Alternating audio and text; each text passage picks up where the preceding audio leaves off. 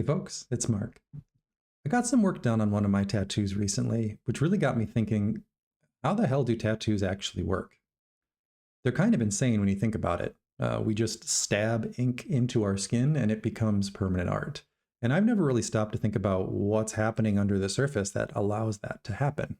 In this video, I'll break down some of what's happening with the ink in our bodies, how tattoos stay, and why they fade over time. If you're interested in this kind of thing, like and subscribe, or drop a comment about the kind of things that you would want to learn more about in terms of science. So let's get into it.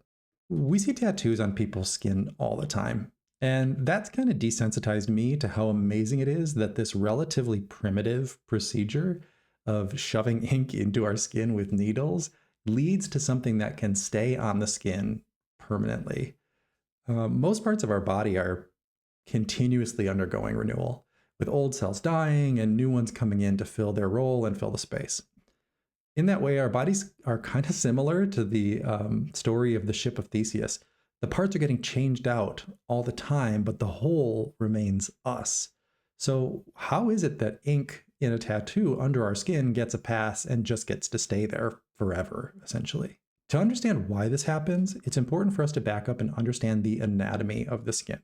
Now, the skin is made up of layers, like an onion or an ogre. The outermost layer of the skin is called the epidermis. This layer is thin, it rapidly sheds cells, and it renews itself. This outermost layer is a protective layer, and it has no blood vessels in it at all. Any ink that ends up in this layer, in the epidermis, will get lost as skin cells shed over time. So tattoos aim to go deeper than that. The next layer down is called the dermis. Now, the dermis is primarily a scaffold of connective tissues like collagen. It contains blood vessels and lymph vessels, nerves, and many immune cells that live in this layer of skin. Now, the dermis is where tattoos aim to deposit their ink. The ink here is visible through the upper layer of the epidermis, and where ink can stay effectively forever for the rest of our lives. And I'll come back to why it's able to stay there in a moment. Below the dermis layer is another layer called the hypodermis. Now, this is a layer that contains fat. And generally, you don't want ink from a tattoo to go down into this layer. And the reason for that is because this layer is full of fat, what ends up happening is that ink that gets down into the hypodermis can easily spread and blur. That's the reason, for example, why blowouts happen. Needle goes too deep and it causes a spot of ink to spread out from the intended line. Got several of those on my body. So ink gets deposited mostly into the dermis layer, but why does it stay there? I mean, it would seem to me that something like that could sort of continue drifting away, or it could blur, or it could get cleared out by the body. Why doesn't that happen? Well, here's what we know today. Ink particles that are in the dermis, they don't dissolve. They stay where they're at, and they're hard for the body to break down. The body tries. What will happen is that immune cells, they're called macrophages, they're squiggly little cells that can eat up particles.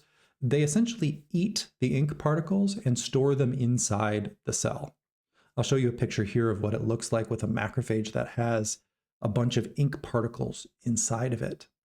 In other words, immune cells just kind of hold on to the ink. One way that I read this described in the literature that I thought was really funny is that it's described as ink custody. So the ink is in the custody of your macrophages. But macrophages are not immortal. They don't live forever. So what happens? Eventually they die and they get replaced by new cells.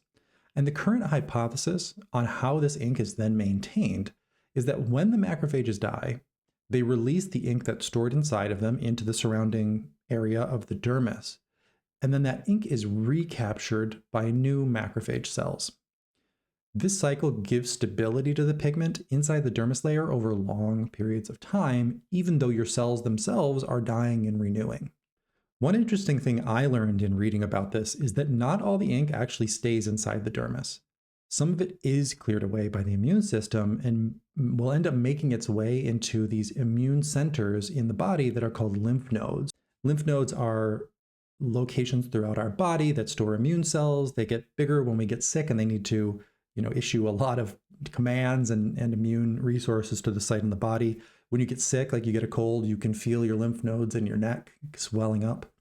And so ink from a tattoo can move through the lymphatic system into those nodes and accumulate there.